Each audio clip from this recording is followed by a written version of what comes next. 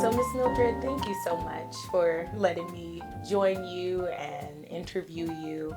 You're 101 years old. September, you'll be 102. Right. And one thing that we know about Pasadena right now, there's a lot of 100-year anniversaries, 120-year anniversaries. A lot of the foundation of Pasadena is being celebrated at this time, right? And you were around during the time that there was a lot of foundations being laid. And I know that you've only been in Pasadena for 7 years, but you can speak to the history of what's been going on in our society in America overall. And so one of my first questions for you is growing up as a young girl in Louisiana, what was it like in America? What was the climate like? Louisiana was very different from Mississippi at that time, and most southern states, because there were a lot of French people from Haiti that had come to Louisiana, and they intermingled and intermarried with Africans. Okay. And there were a lot of mulattoes in Louisiana. So our lives were a little different. It was very segregated to the point where we couldn't try on shoes and clothes and stuff like that. We couldn't go into restaurants or to drink water. We had separate water fountains and all of that.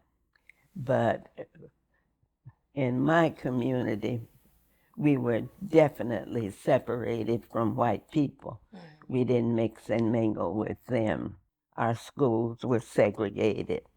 The books I had sometimes had pages torn out that had come from the white schools.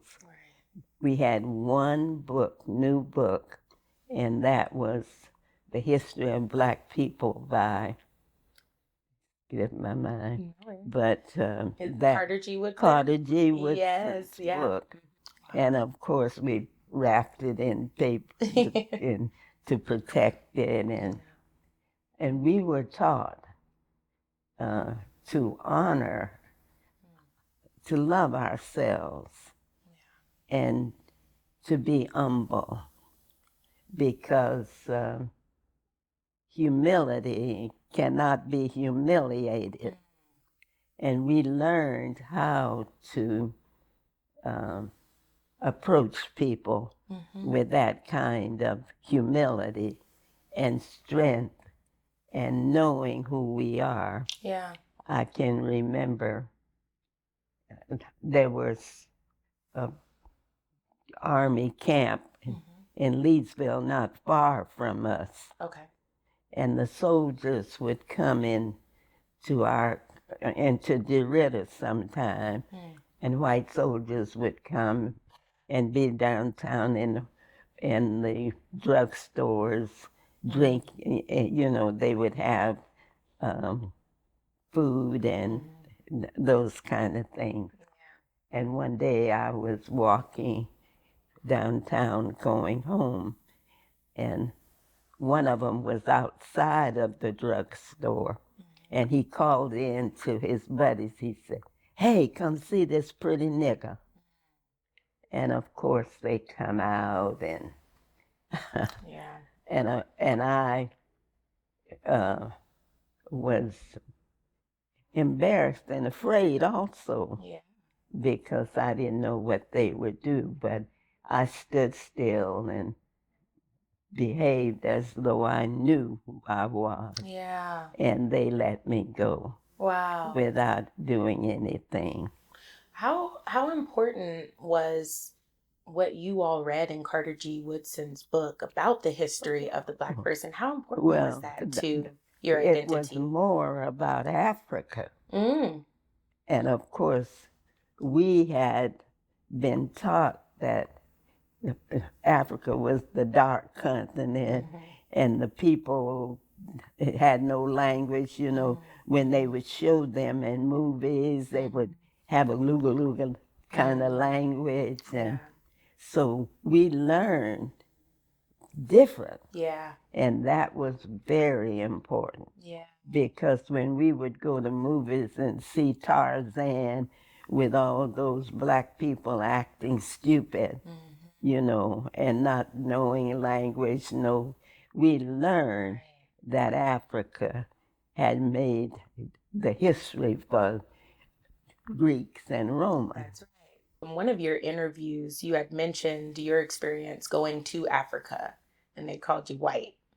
And then you compared that Yeah. to when you had come here and you were treated a certain way. Talk about that. When I went to Africa in 77 to a festival, we learned that there was a poet in Africa who said we could not be members of their organization because we were not African. Well, Wow. it didn't strike me so much because I wasn't interested in joining an organization. So this was in Nigeria, Okay. and I saw the people like people at home. And the drums were going all the time. And the women would walk to places where they were going, probably to the market where they worked. Mostly the women worked in the markets. And they would move to the rhythm of the natural, that divine rhythm that is part of our lives. And I left Nigeria and went to other countries. And I went to Ghana, walked through the door of no return, and saw where possibly my grandmother might have been shipped from there to Haiti, maybe Haiti, you know. Yeah. But anyway, I was in Ghana for a while, and I had a very good friend there, Kofi Owuna, who was a poet and politician. And he took me to that castle where they talked about how the women were raped and we were,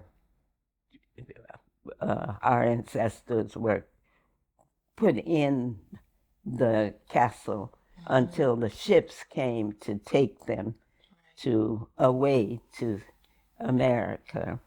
And I was in the market one day, and these women were wondering, who is that woman? And they named a lot of tribes that I might have been one of those, meaning. And I spoke to a market person to buy something.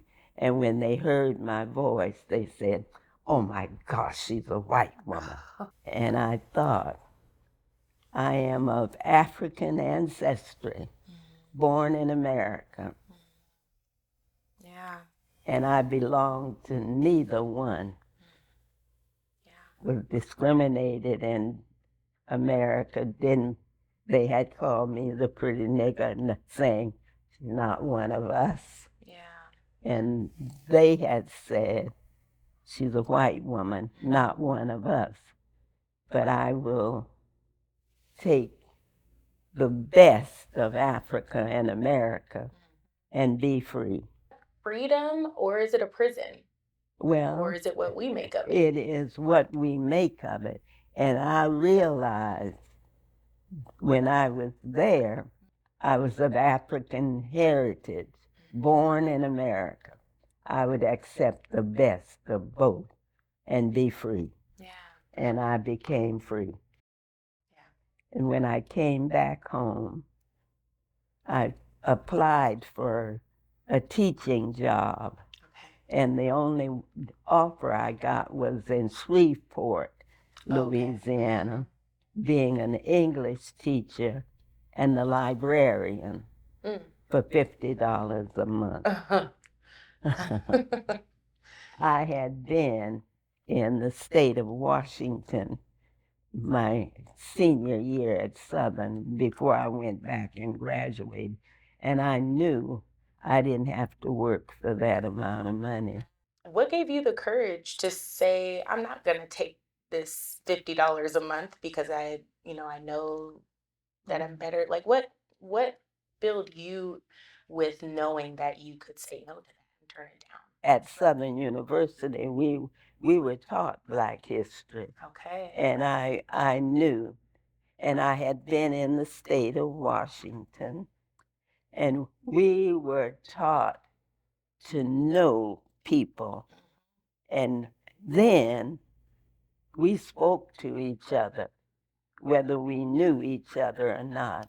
And if we traveled, we could go to the restroom and leave our bag, and they would take care of it.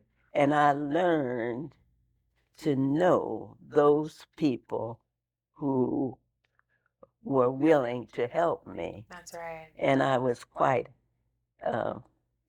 happy to move into a place with $10, go to Los Angeles with $10, not knowing anybody.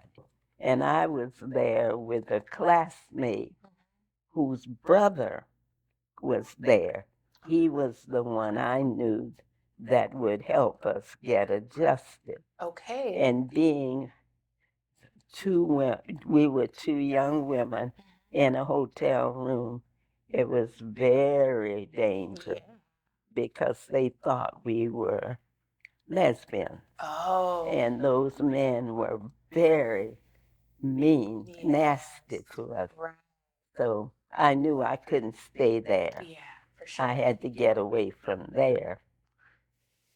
And so was it like a stopping point? I know that we had our big migration where a lot of Southerners came over to California. So was Skid Row like a place where folks would maybe that's stop it. before they got their bags? That's right. Okay. They would start at Skid Row. There were a lot of people from the South in that area at that time. In 1954, they passed the integration for school. And we thought that then they didn't integrate us. They forced us to assimilate. And many African Americans assimilated. They acted white. They became very well off, middle class people. And so when they became middle class, they moved from the South. Many of them went into Detroit and Chicago, where there was lots of discrimination, but they lived there. And there was probably work there. And they worked there. And during that time, our children were bused. Okay. They didn't bring white children into our schools and improve them. they bust our brightest students out Mm. to white school. Only the brightest. Well, of course, only the brightest. Interesting. And they had to assimilate. They didn't believe in integration. If we had been integrated, you see, where they called it integration, our culture, our language, our religion, our family structure, all of that would have been accepted as part of, as the culture, really, of this country.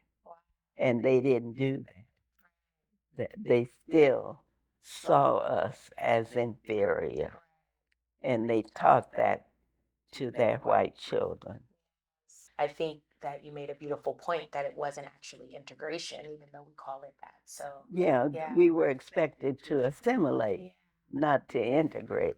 In your books, Lillian Watts, who is Lily? Is she based on a real student you had or a real person that you knew or yourself? No, I didn't do real people in my book. Okay. I created the people. Okay. But Lilia Watts, of course, was typically an African American girl who would have the first time a sweater, wool sweater, and she wanted to wear it to school on her birthday when the teacher would sing happy birthday to her. Yes. And she did, and was painting. They were painting. She got some paint on her wool sweater. She washed it and put it in the oven to dry. Oh no. And she couldn't wear it anymore. Wow. But she learned a lot about things. That's right. Her mother was very good to teach her things about herself. And Lily of Watts was like a child growing up in Watts. And I taught those children near Watts at 99th Street School. Why is it so important for young people to read? Well, it is important for young people to experience different kinds, to have different kinds of experiences. And they can do that reading books. And if they are taught to read, they will grow into intellectual people. And of course, that was one thing they didn't allow the slaves to do, was to read. Africans couldn't read, they couldn't keep their names, they couldn't tell the country that they had come from. Yeah. So they lost their culture, their name, their religion, and their family structure. They took their family, sold their children away from them, and all of that. So this child, this girl, she thought her grandmother was not kind to him. So she was going to teach him how to read so he could be free. Yeah. Uh-huh. And she did. And that's amazing to see the equation of reading and freedom. Yeah. Well, they didn't allow us to read because it would help. And those who could read became free. Frederick Douglass. Frederick Douglass taught himself to read. Sure did. Yes, and he freed himself. He did. We're in a time right now where certain places are banning books by Black authors or making it a requirement for students to get permission slips to have books authored by Black people for them to be able to read them. You know, Well, they are What? beginning to say Yeah. that slavery was not bad. Y- They are telling white children Yeah. that they're telling white children They're telling our don't. children that too, and our black Well, children. they are putting that out there that we learned everything here. We became who we are because of being in America, slaves in America, which was definitely not true. We built this nation. Mm-hmm. We built the White House, the Capitol in Pennsylvania and in D.C. Yep. We built all of the buildings in New Orleans. And it was free labor. Well, it was. That's I think it. that's a piece of it that is That's missing. well, Is it free was labor. free labor, and we did it all. Yes. We picked the cotton and the cane that made the sugar that went to Europe to make this a wealthy country. So, what does justice look like for Black Americans today? What would that look like? The Constitution would be changed, Mm. and we would not be the other. Hmm.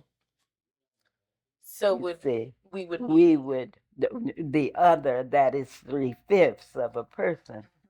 See, they didn't name us Africans as the other, as 3/5 of a person. They would talk about slavery in that Constitution and revise it so that we would no longer be inhuman and property. We would be human beings and could live in harmony and with reparations for our free labor. Yeah. And the Constitution would change the fact that only if property or other things were taken away from you, you could have reparation. Because we were property in the Constitution. That's right. First insured piece of property ever, actually. Yeah. So that has to get justice, I do believe. The Constitution has to be revised or rewritten so that white people do not feel privileged because we were made inferior. Being a writer and the lack of representation the um, in the editing world, in the publishing world, and even somewhat in the writing world. Yeah. Why do you think our numbers are so low there? Well, prior to the 50s and 60s, there were maybe one or two books with Africans or black people in it, and then they were shown eating watermelon, not very friendly. There was one book with an African boy in it. It was um, done with him being accepted and thought of as a human being. My children, African American children, had no books, not maybe that one, that showed their culture, their way, the way that we lived. Wow. And I knew that they needed that. And there was a publishing company in Los Angeles at that time. And I talked to them and asked them to publish books for my children. And they said, write them. Okay. And I said, I can't write them. I can't do it. Yeah. I wasn't allowed in a library until I went to college. Never walked into a library and saw all those books. And it was amazing to go into a library. I was 17 years old before I knew that people wrote books. Yeah, that's amazing. So I said no. They insisted. And I wrote Lily of Watts, a birthday discovery, my first book. And it was published. And it was well received. And it was publicized, reported about in a lot of places. And I was asked to do other books. Wow. And of course, I started writing, and I knew, well, there were no black editors at that time. But then one black, I was getting rejection slips for everything. But a young black man from Harvard went to, what was that book, Scholastic. Uh-huh. Yeah. He was an editor for books at Scholastic. Okay. And I met him. And he took me to the Harvard University. I probably was the first woman in there. Wow. Because they had just let women come into the Harvard University, restaurant. Right. And I went in the restaurant with him. We sat and had lunch together there.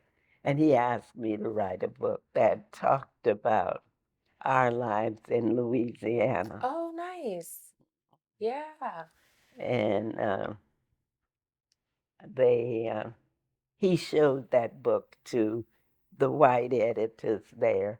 And one of the editors, Barbara Lilicki, became my editor. Nice. And she did everything that I wrote. She would accept it. Wow. I knew that black children and white children needed to know our history. That's right. And our lives, how we lived. So that is why I wrote 22 books for them. Yes. Picture books, yeah, chapter books, yeah. and young adult books. And your memoir is called Something Inside So Strong, Life in Pursuit of Choice, Courage, and Change. So my last question is, what advice would you give to people who are in the place right now where they're needing to make change and choices? Everything we do is a choice. And if the choice is good, we will work on that and we will change. And that is how we live, with choice. If we have the courage to follow up on the good choices that we made for health, for happiness, for peace and love, we will change and do that and live a good life. Beautiful. Well, thank you so much, Miss Mildred. It Thank was you. such an honor to chat with you today. Thank you. Thank you for giving